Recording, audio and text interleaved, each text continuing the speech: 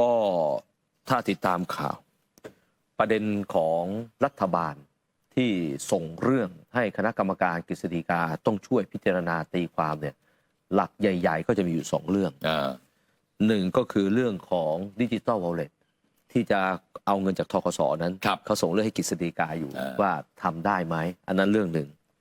2สถานะของพิชิตชื่นบานจะเป็นรัฐมนตรีในรัฐบาลของนายกเศรษฐาได้ไหมปรากฏว่ามีการเปิดเผยนะครับหนังสือที่คณะกรรมการกฤษฎีกาคณะพิเศษได้พิจารณาข้อหารือโดยมีผู้แทนจากสำนักเลขาธิการคณะรัฐมนตรีและผู้แทนสำนักงานศาลยุติธรรมเป็นผู้ชี้แจงและมีความเห็นในแต่ละประเด็นดังนี้คือเอกสารฉบับนี้เนี่ยนะฮะได้มีการเผยแพร่ออกมาตีตาลับของสำนักงานคณะกรรมการกฤษฎีกาที่ให้ความเห็นเกี่ยวกับคุณสมบัติและลักษณะต้องห้ามของรัฐมนตรีท่านผู้ชมลองฟังดูนะมีแค่ไม่กี่มาตราที่เขาตีความกันเอาประเด็นแรกมาตรา160ของรัฐธรรมนูญเป็นบทบัญญัติที่กำหนดคุณสมบัติและลักษณะต้องห้ามของบุคคลที่จะมาดำรงตำแหน่งนายกรัฐมนตรีคุณสมบัติและลักษณะต้องห้ามอยู่ในมาตรา160ในมาตรา160นี้ในวงเล็บ6เขาบอกเอาไว้ว่ารัฐมนตรีต้องไม่มีลักษณะต้องห้ามตามมาตรา98แล้วมาตรา98ว่าไว้ยังไงมาตรา98วงเล็บ7กำหนดลักษณะต้องห้ามเอาไว้ว่าเคยได้รับโทษจำคุกโดยได้พ้นโทษมาไม่ถึง10 ปีนับถึงวันเลือกตั้งเว้นแต่ในความผิดอันได้กระทำโดยประมาทหรือความผิดละหุโทษฉะนั้นการได้รับโทษจำคุกไม่ว่าโดยคำพิพากษาหรือคำสั่งใดจึงเป็นลักษณะต้องห้ามในการดำรงตำแหน่งรัฐมนตรีบุคคลที่เคยได้รับโทษจำคุกในความผิดฐานละเมิดอำนาจศาลจึงเป็นลักษณะต้องห้ามเว้นแต่บุคคลนั้นพ้นโทษเกิน10 ปีแล้วหรือได้รับโทษจำคุกในความผิดที่ได้กระทำโดยประมาทหรือความผิดละหุโทษอันเป็นข้อยกเว้นที่รัฐธรรมนูญบัญญัติไว้แปลความก็คือว่าถ้าความผิดโดยประมาทหรือความผิดละหุโทษอันนี้เขายกเว้นให้นะแต่ถ้าเป็นคำพิพากษาหรือคำสั่งใดให้จำคุก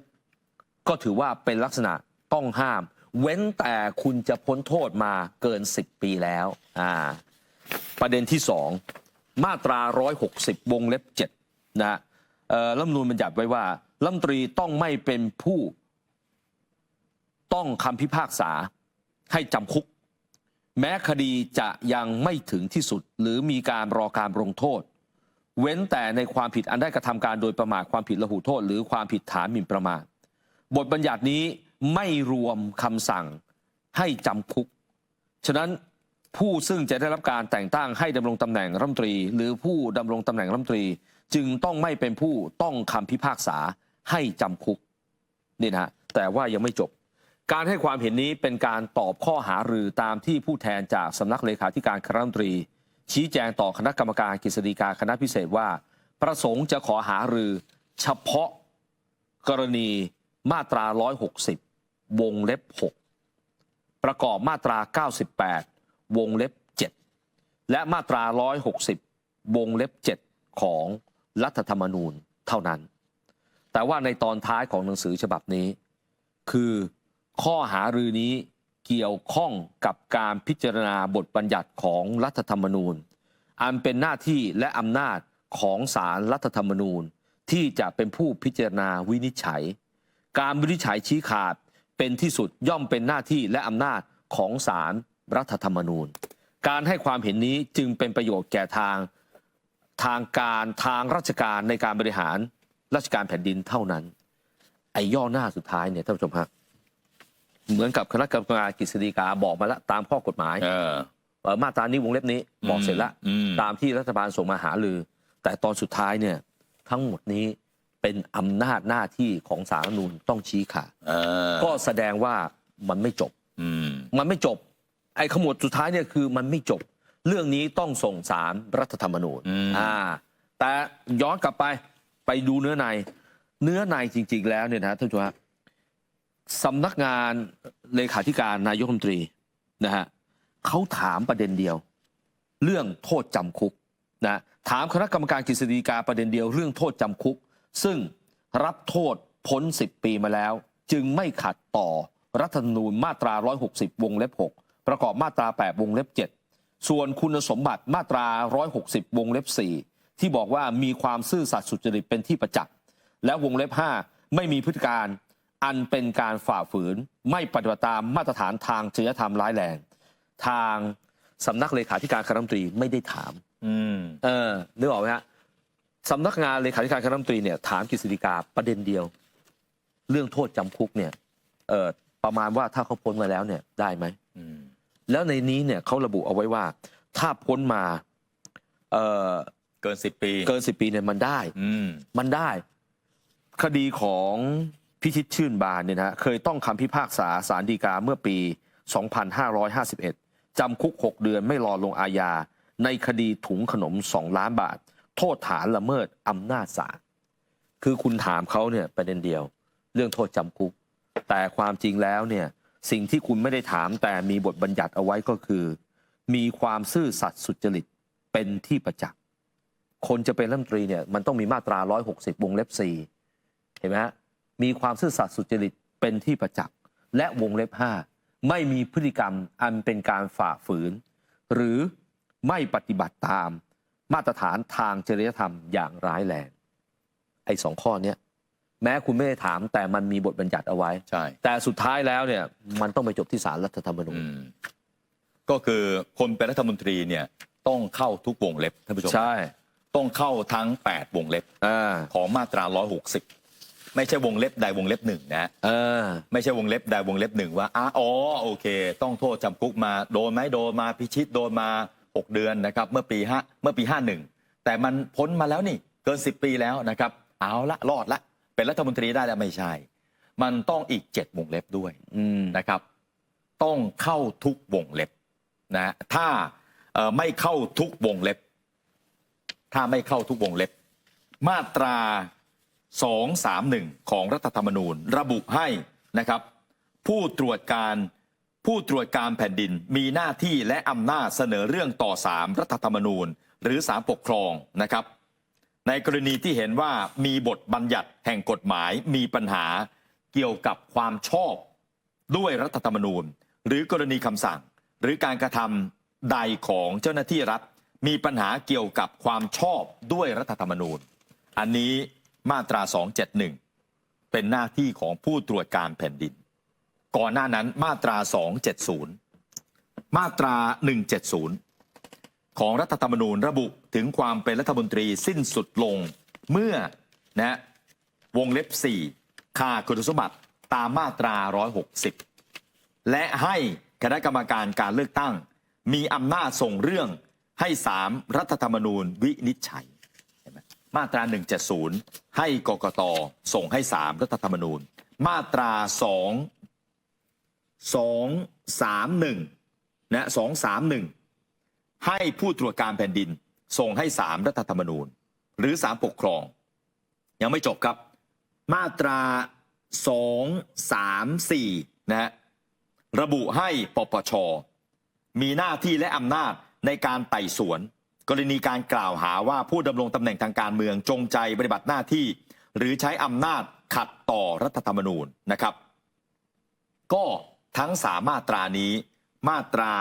170 231 234ให้หน่วยงานองค์กรอิสระอย่างกกต.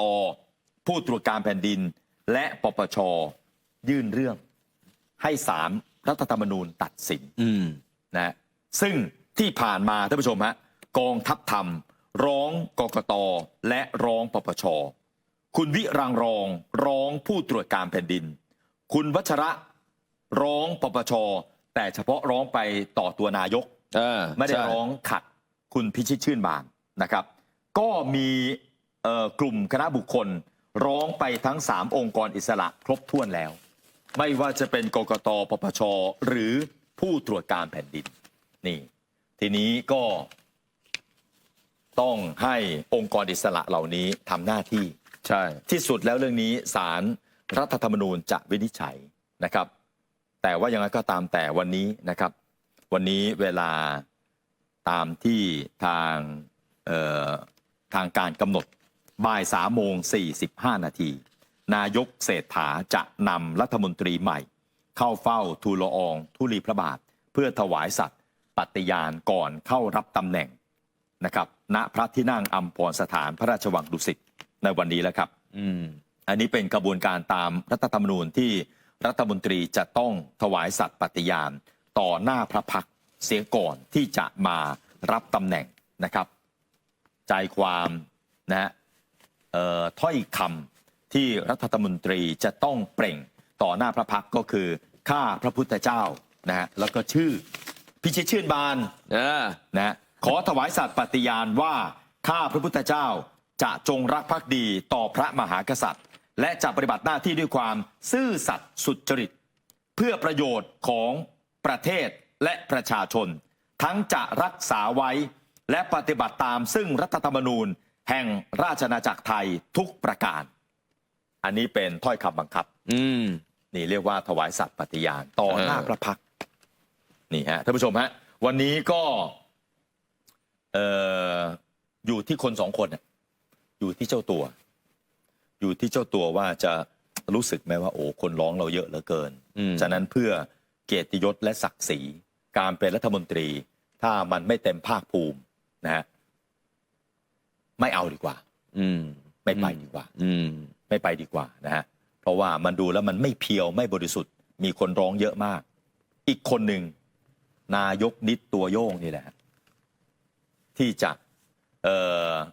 ะได้ชื่อว่าในสมัยของท่านที่เป็นนายกรัฐมนตรีจะกี่ปีก็ตามแต่จะครบวาระหรือไม่ก็ตามแต่อยากจะให้เขาโจทย์ขานในทางนี้หรือว่าท่านเป็นคนที่นำรายชื่อรัฐมนตรีใหม่และหนึ่งในนั้นเนี่ยยังเป็นข้อกังขาเรื่องความ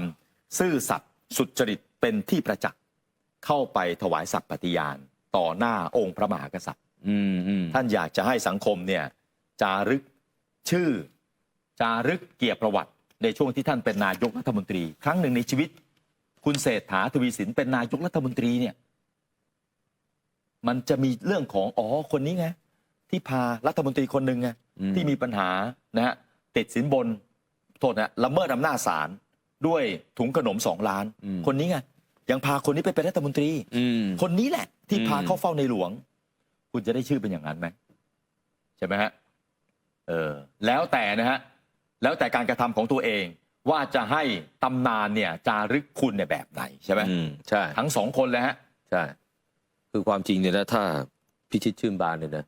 แสดงสปิริตนะรู้แล้วว่าโอ้โหเราคนเดียวเนี่ยคนมาลุมร้องเราด้วยร้องไปถึงตัวนายกด้วยแล้วจะทู่ซีเป็นทำไมจะทู่ซีเป็นทำไมอยากช่วยงานรัฐบาลเนี่ย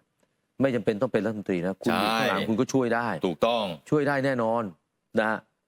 รวมถึงนายกเศรษฐาด้วยนะตอนนี้คนเขากังขาว่าอย่างกรณีของพิชิตเนี่ยถ้าพิชิตไม่แสดงสปิริตเองเนี่ยแล้วคุณเศรษฐาจัดการได้ไหมถ้าจัดการไม่ได้ก็อย่างที่สังคมเขาเข้าใจแล้วฮะพิชิตเป็นเด็กทักษิณใช่ไหมล่ะแล้วทักษิณส่งมาเมื่อไม่มีคำสั่งจากทักษิณให้ถอนพิชิตก็ต้องคาไว้อยู่แบบนี้แหละมันเป็นแบบนั้นใช่ไหมโอ้โหถ้าประเด็นนี้นะประเด็นนี้ที่คนก็สังคมก็สงสัยว่าโอ้คนนี้เป็นนายกเล็กมีนายกใหญ่กว่านั้นนะถ้านายกเล็กอยากจะแสดงให้เห็นว่าไม่ใช่หรอกผมเนี่ยเป็นนายกตัวจริงคนเดียวนะสงสัยกันมากใช่ไหมว่าคนนี้พิชิตชื่นบานเนี่ยถูกส่งมาจากนายกคนนั้นเดี๋ยวผมจะจัดการให้ดูมันต้องแบบนี้อย่างนี้เลยนะฮะถ้าคุณเศรษฐาทำแบบนี้ได้นะวันนี้จะไปกล่อมให้คุณพิชิตไม่ไปถวายสัตย์ปฏิญาณนะถ้าทำแบบนี้ได้นะโอ้โหรับรองนะจากหน้ามือไปหลังมือเลยจากนี้ไปคนจะไม่มีสงสัยแล้วว่าคุณเศรษฐาเนี่ยเป็นอะไรนะเป็นนายกตัวเล็กมีนายกตัวจริงอยู่นะเขาจะไม่สงสัยเลยเฮ้ยเขาแสดงสปิริตให้เขาแสดงให้เห็นแล้วว่าเขาเป็นนายกคนเดียวตัวจริงต้องทำแบบนั้นนะนี่โอกาสเราเนี่ยครั้งหนึ่งในชีวิตเนี่ยอายุ60เศษแล้วเป็นนายกรัฐมนตรีเนี่ยจะให้มีมนทินเหรอใช่ไหมจะให้เขาแบบคลหาเลยว่าโอ้ย เป็นนายกแต่เพียงหัวโขนไอ้คนชักใยจริงๆเนี่ยมันอีกคนนึงจะเอาอย่างนั้นเลยฮะ ใช่ ใช่ไหมคนเรามันต้องมีเกียรติมีศักดิ์ศรีนะ ก็แล้วแต่ตามดูอีกไม่กี่ชั่วโมงท่านผู้ชมฮะแต่อย่าหวังมาก อย่าหวังมากท่านผู้ชมฮะเราก็รู้ๆกันอยู่นะฮะอย่าหวังมากเผื่อเปอร์เซ็นต์เอาไว้เยอะๆนะโอ้เปอร์เซ็นต์ที่มันจะพลิกล็อกเนี่ยมีน้อยมากนะแต่มันก็เกิดขึ้นได้คนเราอ่ะใช่ไหม แล้วคือพอสมมุติทุกอย่างเขาจะเป็นไปตามเหมือนเดิมพิชิตก็ไม่ออกเลยเนี่ยแล้ววันนี้ไปถวายสัตว์แล้วคิดไหมว่าสำนักงานคณะกรรมการกฤษฎีกาเขาตอบมาแบบนี้แล้วเนี่ยแล้วอีกหน่อยต้องไปที่ศาลรัฐธรรมนูญแล้วต่อไปศาลรัฐธรรมนูญเกิดพิจารณาแล้วสอยออกมาเนี่ยมันน่าเกลียดไหมใช่ไหมใช่มันดีกับใครบ้างใช่ มันต้องคิดเผื่อยาวๆด้วยนะถูกต้องแต่มันไม่จบด้วยนะเรื่องนี้มันจะไม่จบมันจะมีนักข่าวถามนายกเศรษฐาไปตลอดใช่ไหมใช่ส่วนจะมีนักข่าวไปถามคุณพิชิตชื่นบานหลังจากนี้หรือไม่ก็ไม่ทราบ จะเป็นประเด็นให้เขาโจมตีไปเปล่าๆและวันนี้นะฮะวันนี้ก็มีคลอดกำหนดการออกมานะครับเป็นรายงานข่าวมาจากทำเนียบนะครับว่าอีกไม่กี่วันท่านผู้ชมฮะครับนายกเศรษฐาก็จะไปทัวร์นกขมิ้นนะครับไปทัวร์นกขมิ้นหมายถึงว่าที่เขาบอกนะฮะค่ำไหนนอนนั่นก็เหมือนกับวิสัยของนกขมิ้นแหละบินไปไหนพอข้ามปุ๊บก็นอนมาตรงนั้นนะครับนิสัยเหมือนคนเลยนะบางคนนะ ไม่ค่อยนอนบ้านนะนิสัยเหมือนคนเลยใช่ไหมนี่ฮะก็มีทัวร์นกขมิ้นกำหนดออกมาเริ่มต้นลงพื้นที่4บุรีเริ่มจาก10พฤษภาคมจะไปที่สุพรรณบุรีพื้นที่ของท่านท็อปวราวุฒิศิลปอาชารัฐมนตรีว่าการกระทรวงพัฒนาสังคมนะครับในฐานะหัวหน้าพรรคชาติไทยพัฒนาเป็นการประสานความร่วมมือในฐานะพรรคร่วมรัฐบาลด้วยนะครับนี่นะครับแล้วก็11พฤษภาคมไปที่กาญจนบุรีนะครับอันนี้ก็เป็นพื้นที่ของสสกาญจนบุรีพรรคเพื่อไทยก็คือท่านสุรพงษ์ปิยโชติรัฐมนตรีช่วยว่าการกระทรวงคมนาคมนะครับถัดไปครับก็จะเป็นวันที่12พฤษภาคมเป็นคิวของจังหวัดราชบุรี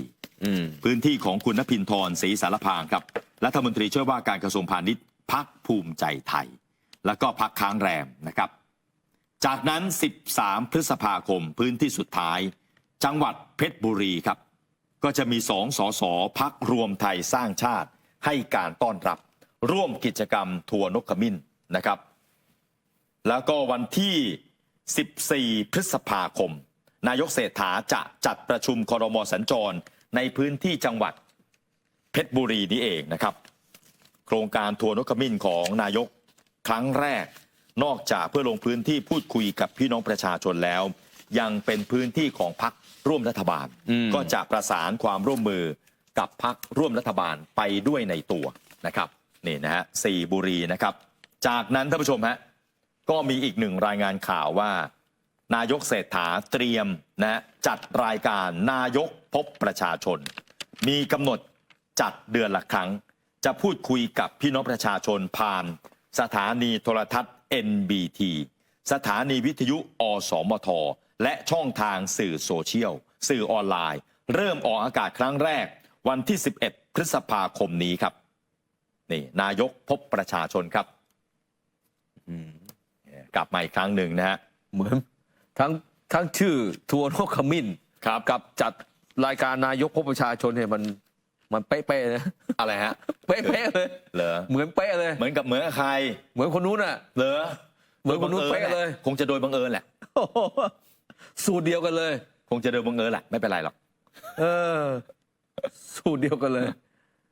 นี่เป็นภารกิจของนายกเอาล่ะเดี๋ยวเราพักกันสักครู่เดี๋ยวกลับมาคุยข่าวกันต่อครับท่านผู้ชมฮะมาร่วมสนับสนุนท็อปนิวส์นำเสนอความจริงได้แล้ววันนี้เพียงกดปุ่ม Super Thanks แล้วเลือกจำนวนเงินตามที่ต้องการได้เลยครับขอบคุณครับ